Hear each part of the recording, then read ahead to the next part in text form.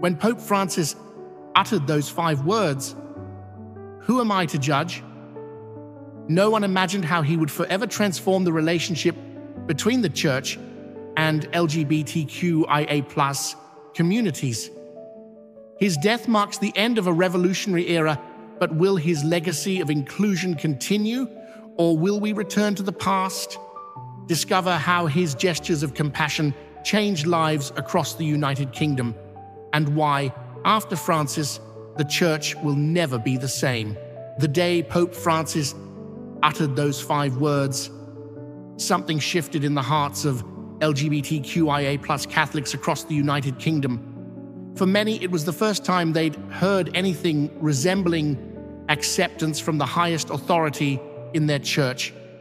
Today, as we mourn the passing of Pope Francis at 88, we reflect on how those words began a journey that would transform not just Catholicism, but Christianity's relationship with queer communities throughout Britain. I remember sitting in a small Catholic parish in Manchester when I first heard those words. The priest, visibly moved, shared Francis's statement during his homily. Looking around, I noticed tears streaming down the faces of several parishioners, people I would later learn identified as LGBTQIA+. One elderly man later told me, "For 60 years, I've waited to hear something like this from a pope. I never thought I'd live to see the day." This is the story of how one pope's revolutionary compassion created ripples that reached far beyond Vatican walls, touching lives across the United Kingdom, from Catholic parishes in Liverpool to Anglican communities in Canterbury, from queer youth groups in Glasgow to elderly LGBTQIA+ Catholics in Cardiff who had long abandoned hope of acceptance from their church. But this isn't just about Pope Francis, it's about you. Those of you watching who have struggled to reconcile your faith with your identity, those who have felt the sting of rejection from communities that should have embraced you, those who have wondered if God truly loves you exactly as you are, you. In this video, we'll explore how Francis's papacy coincided with seismic shifts in British religious landscapes, including the Church of England's historic decision to allow blessings for same-sex couples. We'll examine how his influence extended beyond Catholicism to reshape conversations about faith, sexuality, and belonging throughout British society.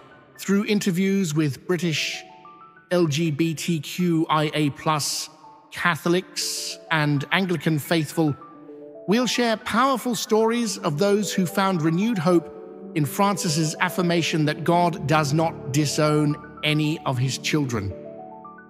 We'll feature perspectives from UK parishes that embraced his call for a more welcoming church, alongside testimonies from those who experienced healing after decades of feeling marginalized.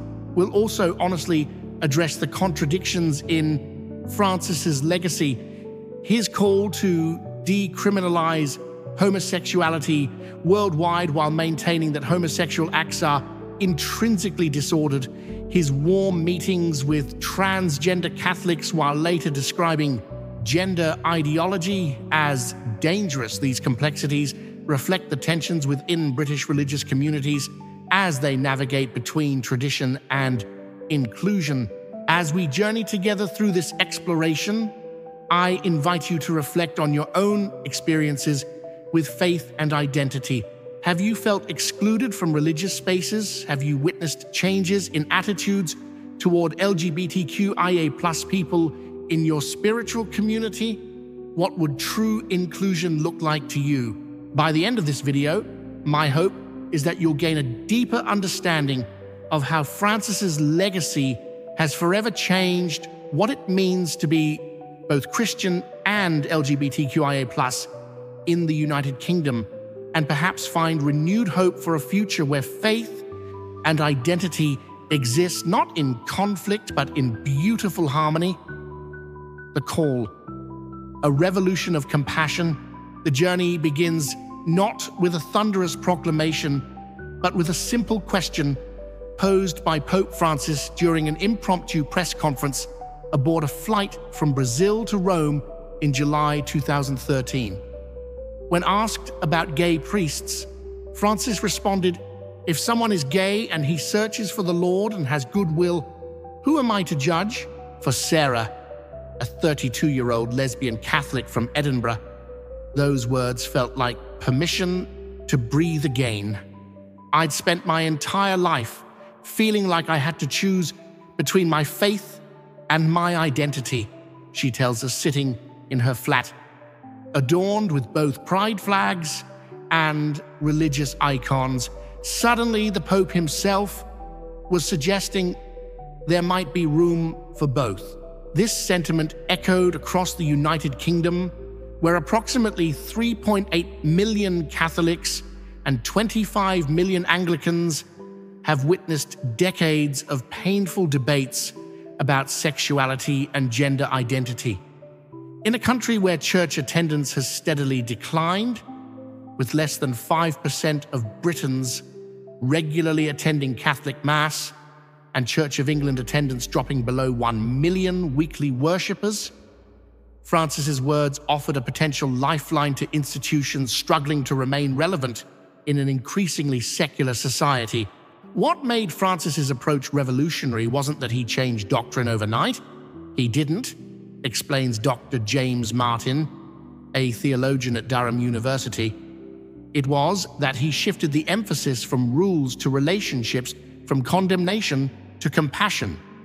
For British Catholics especially, who have always had a complicated relationship with Rome, this resonated deeply. This call to compassion came at a critical moment for LGBTQIA+ rights in the UK. While same-sex marriage had been legalized in England, Wales, and Scotland by 2014, Northern Ireland would wait until 2020. Trans rights were becoming increasingly contested in public discourse.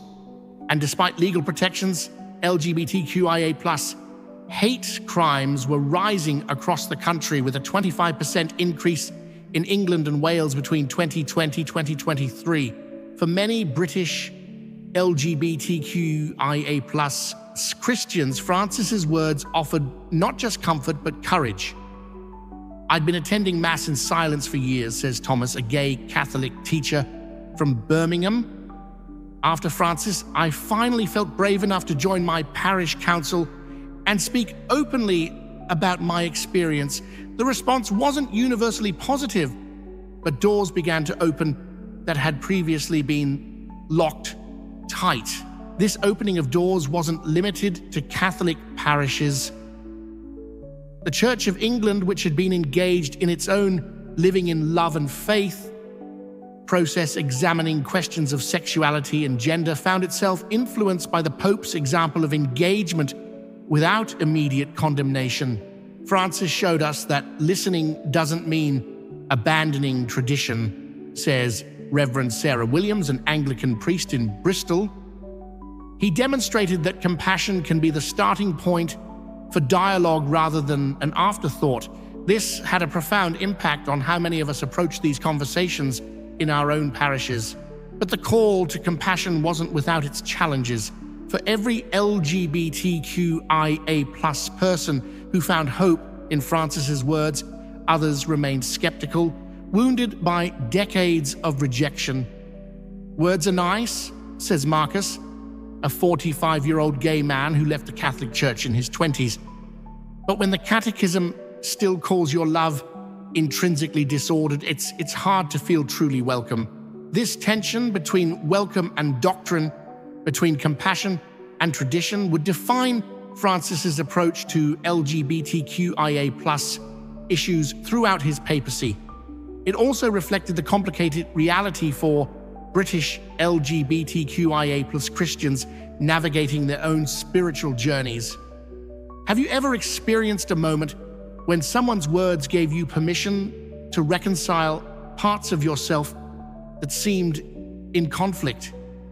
How did that moment change your journey?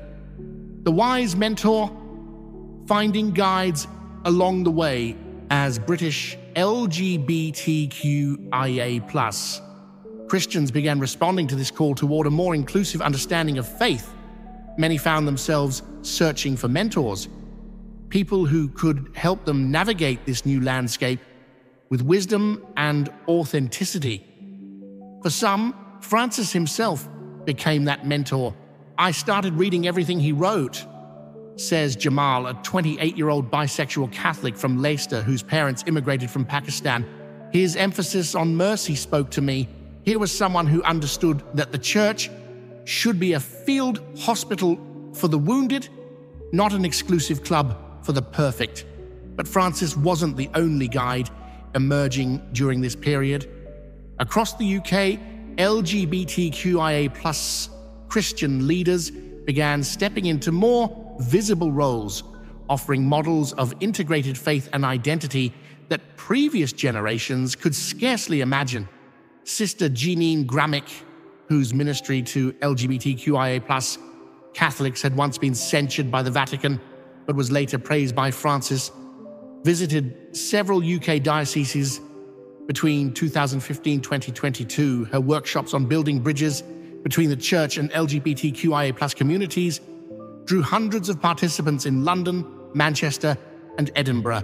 What Sister Jeanine taught us was that reconciliation happens through relationship, explains Father David Palmer, a parish priest in Liverpool whose church has become known for its LGBTQIA+ inclusive ministry. She showed us that you can be faithful to Catholic teaching while still creating spaces where LGBTQIA+ people feel genuinely welcomed and valued.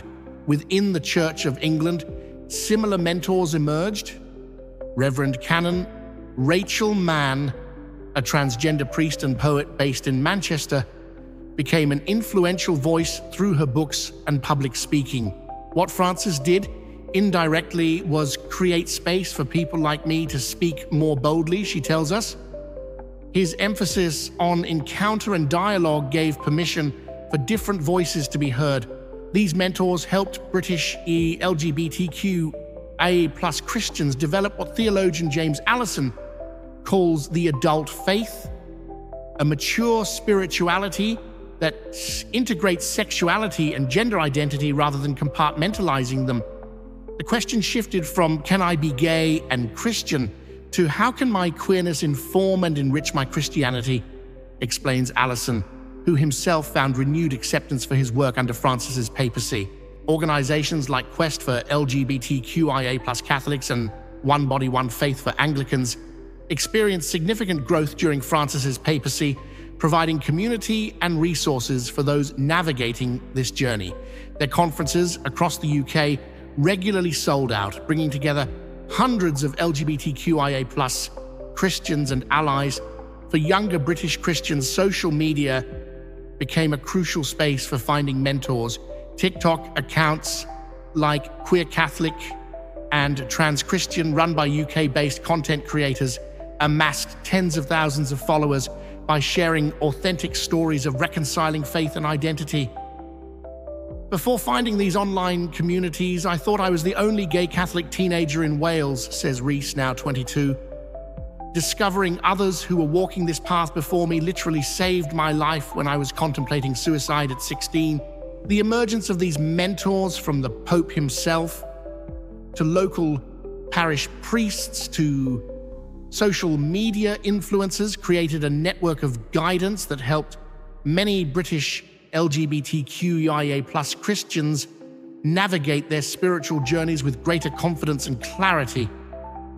Who has been a mentor in your journey of reconciling faith and identity? What wisdom did they share that helped you move forward? The struggle, navigating contradictions despite the hopeful shifts initiated by Francis's approach. The journey for LGBTQIA+ Christians in the UK remained fraught with challenges and contradictions. The same Pope who asked, "Who am I to judge?" and also maintained that homosexual acts were intrinsically disordered according to church teaching. The pontiff who warmly met with transgender Catholics also warned against gender ideology. in various speeches. These contradictions created painful cognitive dissonance for many British LGBTQIA+ Catholics. It's like being invited to dinner but told you can't eat, explains Dr. Emily Watson, a Catholic theologian at Haythrop College in London. Francis extended welcome, but the welcome came with asterisks that many found difficult to reconcile. The struggle played out dramatically in Catholic schools across the UK, where approximately 10% of all British school children received their education. In 2019, a Catholic school in Birmingham faced protests when it introduced LGBTQIA+ inclusive relationship education. The school's leadership cited Francis's emphasis on respect and dignity, while opponents cited traditional Catholic teaching on sexuality. "We were caught in the middle," recalls Michael Donovan, a gay Catholic head teacher in London. "Francis gave us language about welcome and respect, but when parents or bishops pushed back, the doctrinal positions remained unchanged. It created a kind of institutional schizophrenia that was exhausting to navigate." Similar tensions emerged in the Church of England, which in late 2023 began allowing blessings for same-sex couples, a move that Archbishop Stephen Cottrell admitted was stretching us to breaking point. The decision, which came after Francis approved similar blessings for Catholics, led several Anglican parishes to threaten separation from the broader church. For individual LGBTQIA+ Christians, these institutional struggles often mirrored their internal ones. "I spent years trying to reconcile seemingly irreconcilable things," says Aisha, a 35-year-old lesbian Anglican from Bristol. "On one hand, I was hearing that God loved me. On the other, I was being told my love for my partner was somehow deficient or disordered." The struggle intensified for transgender Christians, who found themselves increasingly targeted as debates about gender identity became more polarized in British society. Francis met with trans Catholics and spoke about God's unconditional love, says Max, a transgender man from Glasgow, but then he'd use language about gender ideology that felt dehumanizing. It was spiritual whiplash. These contradictions weren't limited to doctrine. Many LGBTQIA+ Christians found themselves welcome in some parishes but rejected in others, creating a patchwork of acceptance across the UK. "I could attend a wonderfully inclusive Catholic parish in central London," explains Sophia, a bisexual woman in her 40s. But when visiting family in rural Yorkshire, the local parish felt decades behind in its attitudes. For many, the struggle involved painful family dynamics as well. "My mum used Francis's words about welcome to accept me," says Jamal, "but my dad pointed to the unchanged doctrine to reject my partner. Same pope, same family, completely different outcomes." Despite these contradictions, many British LGBTQIA+ Christians found ways to persist in their faith. Some developed what theologian James Allison calls a creative fidelity, remaining Catholic or Anglican, while charitably challenging aspects of teaching they found harmful. Others focused on Francis's emphasis on conscience, finding personal peace even when institutional teaching remained problematic. Support groups became crucial lifelines during these struggles. The LGBT+ Catholics Westminster Group, which holds regular masses in London with the approval of Cardinal Vincent Nichols, grew from dozens to hundreds of regular attendees during Francis's papacy. Similar groups emerged in Manchester, Birmingham, and other major UK cities. "What kept me going through the contradictions was community," says Thomas from Birmingham. "Finding other LGBTQIA+ Catholics who were walking this same complicated path made me feel less alone in the struggle." Have you experienced contradictions in how your faith tradition approaches LGBTQIA+ inclusion How have you navigated those tensions in your own spiritual journey? The growth, transformation through unconditional love. Amidst the struggles and contradictions, something remarkable began happening in faith communities across the United Kingdom. The conversation started by Francis's approach to LGBTQIA+ inclusion, however imperfect, catalyzed profound growth and transformation for individuals and institutions alike. What changed wasn't just policy but hearts, explains Father James Martin, SJ, who visited the UK several times during Francis's papacy to promote his book, Building a Bridge, about Catholic LGBTQIA+ relations. I witnessed British Catholics who had never considered LGBTQIA+ issues begin asking questions, listening to stories, and experiencing conversion. This growth often began with simple acts of listening. Catholic and Anglican parishes across the UK started hosting listening sessions where LGBTQIA+ members could share their experiences without debate or judgment. The first time our parish held such an event, only 8 people came, recalls Father David from Liverpool. 3 years later, we needed the church hall to accommodate everyone. For many straight Christians, these listening sessions provided their first opportunity to hear directly from LGBTQIA+ people of faith. I'd been taught homosexuality was sinful my entire life, admits Margaret, a 72-year-old Catholic grandmother from Cardiff. But when I heard James, a gay man in our parish, speak about his faith and his 30-year relationship, something in me changed. I realized I'd been judging without understanding.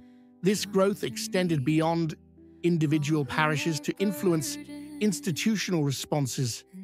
The Catholic Bishops' Conference of England and Wales, while maintaining official doctrine, adopted increasingly compassionate language in its statements about LGBTQIA+ issues. In 2018, they released guidelines for Catholic schools that emphasized the dignity of LGBTQIA+ students and explicitly condemned bullying, a significant shift from previous approaches. Within the Church of England, the Living in Love and Faith process, while contentious, created unprecedented space for LGBTQIA+ voices to be heard at all levels of church governance. Francis didn't directly influence Anglican policy, notes Reverend Canon Rachel Mann, but his example of engagement without immediate condemnation provided a model that many Anglican leaders found compelling. For LGBTQIA+ Christians themselves, this period of growth often involved healing from religious trauma. I spent decades believing God hated me, says William, a 65-year-old gay Catholic from Edinburgh. Francis's emphasis on God's unconditional love began a healing process I never thought possible at my age. I never expected to feel whole in my faith again. Younger LGBTQIA+ Christians often experience this growth differently, developing integrated identities that previous generations couldn't imagine. I've never known a church without Francis, explains Zoe, a 19-year-old bisexual Catholic university student in London. I've always believed that being Catholic and being bi aren't contradictory. That's a freedom my older LGBTQIA+ Catholic friends never had. This growth manifested in tangible ways across the UK. The number of Catholic and Anglican parishes explicitly identifying as LGBTQIA+, affirming, increased significantly. Attendance at LGBTQIA+ Christian conferences grew year over year. Publications like The Tablet and Church Times regularly featured LGBTQIA+ Christian voices in their pages. Perhaps most significantly, many British Christians began reconsidering their understanding of Scripture and tradition through the lens of inclusion. Francis encouraged us to read the Bible with both fidelity and creativity, explains Dr. Watson. This opened space for many British Christians to engage with clobber passages about homosexuality in more nuanced ways, considering historical context and interpretive tradition. This growth wasn't without setbacks and resistance. Conservative Catholic and Anglican groups in the UK organized in opposition to LGBTQIA+ inclusion, sometimes threatening schism. But even these conflicts represented a kind of growth, bringing long-submerged tensions into the open where they could be honestly addressed. The growth hasn't been linear, and it certainly isn't complete, observes Reverend Williams from Bristol. But there's no denying that British Christianity has been transformed by these conversations. We can't go back to the silence and shame that existed before. How has your understanding of faith and sexuality evolved over time? What experiences or insights catalyzed growth in your own journey? The victory, finding hope and purpose.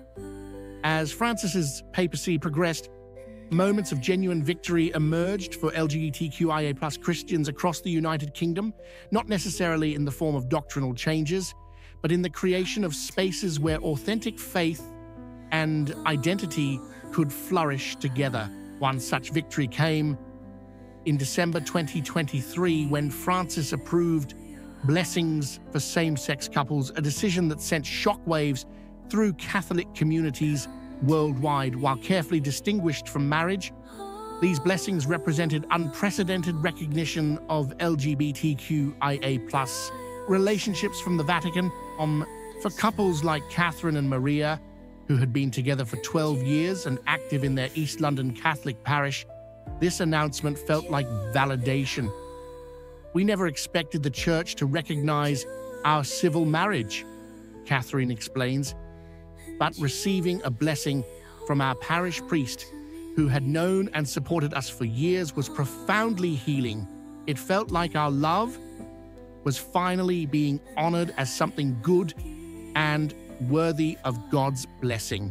Similar victories occurred in Anglican contexts, with the Church of England's 2023 decision to allow blessings for same-sex couples while falling short of marriage equality.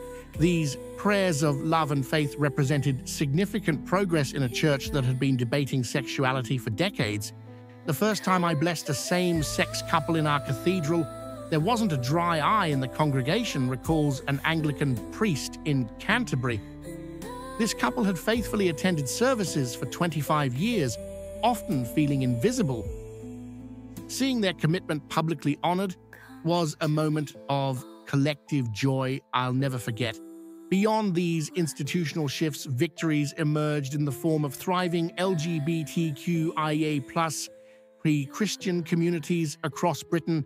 The Catholic LGBT+ Westminster Group celebrated its 10th anniversary with a special mass, attended by over 300 people, including several bishops. Quest, the organization for LGBTQIA+ Catholics, marked its 50th anniversary during Francis's papacy, celebrating how far the conversation had progressed since its founding in 1973. For many individuals, victory came in the form of reconciliation with themselves, with their faith, and sometimes with family members who had rejected them.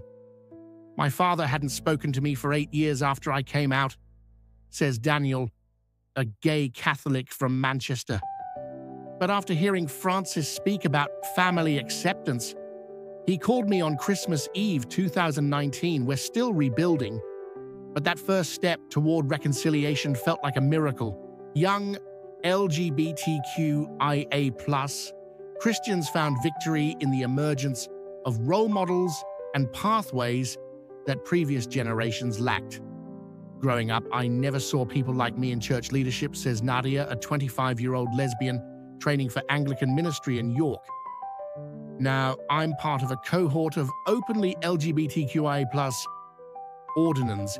We're still navigating challenges, but our very presence represents progress that seemed impossible a decade ago." For older LGBTQIA+ Christians, victory often meant witnessing changes they never expected to see in their lifetimes. "I'm 78 years old and have been with my partner for 46 years. says Richard, a gay Anglican from Devon. We spent decades hiding our relationship at church. Now our vicar regularly asks how my husband is doing. It's a small thing, but it means everything. These victories extended beyond church walls to influence British society more broadly. As religious institutions became more inclusive, they helped counter the narrative that faith and LGBTQIA+ identity are inherently opposed, a perspective that had contributed to both religious decline and LGBTQIA+ mental health challenges in the UK. Francis helped create a more nuanced public conversation about religion and sexuality, explains Dr. Watson. This benefited not just Catholics, but all religious LGBTQIA+ people in Britain by challenging the false dichotomy between faith and identity. Perhaps the most profound victory was the emergence of a distinctly LGBTQIA+ Christian spirituality, one that turned experiences of marginalization into sources of compassion and an insight. Being LGBTQIA+ and Christian isn't just about being included despite our differences, reflects Reverend Mann. It's about recognizing that our unique perspective might actually enrich Christian tradition and help the whole church understand God's love more fully. As Francis's papacy drew to a close, these victories, however partial and imperfect, offered hope that the journey toward full inclusion would continue. What Francis started can't be easily reversed, observes Father David. He changed the conversation in ways that will outlast his papacy, planting seeds that will continue to bear fruit for generations to come. What victories, large or small, have you experienced in reconciling your faith and identity? How have these moments shaped your understanding of your purpose and a legacy of love and belonging? As we reflect on Pope Francis's legacy for LGBTQIA+ Christians in the United Kingdom, we're left with a tapestry of contradictions, challenges, and profound hope. His papacy didn't deliver the doctrinal revolution that some longed for, but it fundamentally altered the landscape of possibility for those navigating the complex intersection of faith and identity. Francis taught us that change in the church happens not primarily through doctrinal pronouncements, but through pastoral relationships, reflects Archbishop Stephen Cottrell. His approach created space for genuine encounter between people with profoundly different perspectives, a model that has influenced how we approach these conversations in the Church of England. For British LGBTQIA+ Catholics like Sarah from Edinburgh, Francis's legacy is deeply personal. Before Francis, I felt like an unwelcome guest in my own spiritual home, she tells us, emotion evident in her voice. He didn't fix everything, but he cracked open doors that had been sealed shut for centuries. I no longer feel I have to choose between being Catholic and being lesbian. Both are essential parts of who I am. As we look toward the future, uncertainty looms. Will Francis's successor continue his path of greater welcome, or will the pendulum swing back toward more traditional approaches? For many British LGBTQIA+ Christians, this question carries existential weight. We're at a crossroads, acknowledges Father David from Liverpool.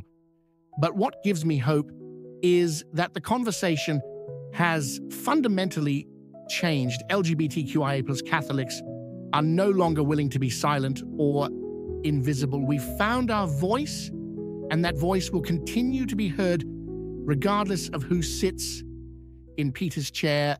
Similar sentiments echo across Anglican communities, where the influence of Francis's example transcended denominational boundaries.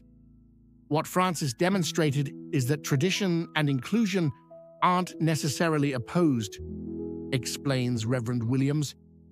This insight has been crucial for Anglicans navigating our own complex conversations about sexuality and gender.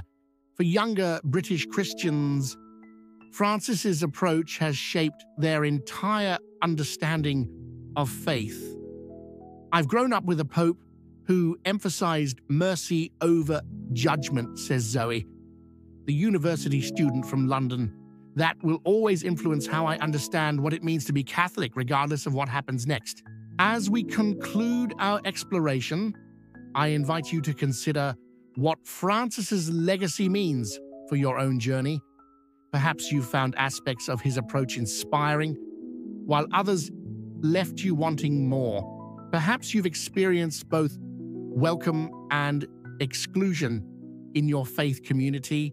Perhaps you're still searching for a spiritual home where all of who you are is embraced.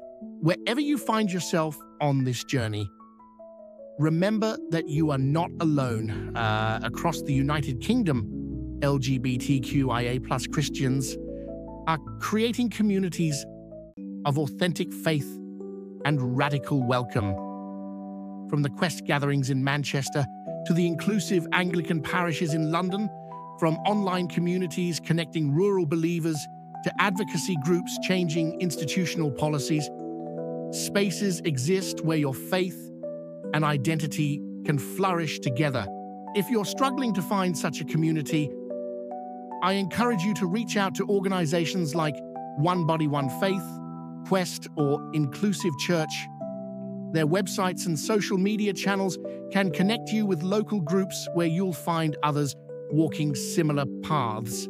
If you're a straight ally wondering how to support LGBTQIA+ people of faith, the most powerful thing you can do is listen, really listen, to their experiences without judgment or defensiveness. Create space in your religious communities for LGBTQIA+ voices to be heard. Challenge exclusive language and practices. Remember that allyship is not a one-time declaration, but an ongoing commitment to justice and inclusion. And if you're an LGBTQIA+ person who has been wounded by religious communities, please know that those wounds are not the final word on your spiritual journey. Whether you find healing within traditional faith structures or forge new spiritual paths, your experiences matter, your insights matter, your presence matters. As we remember Pope Francis and his complicated but groundbreaking legacy, let us carry forward what was best in his approach. The emphasis on encounter over ideology, compassion over judgment, and the recognition that God's love extends to every person, without exception.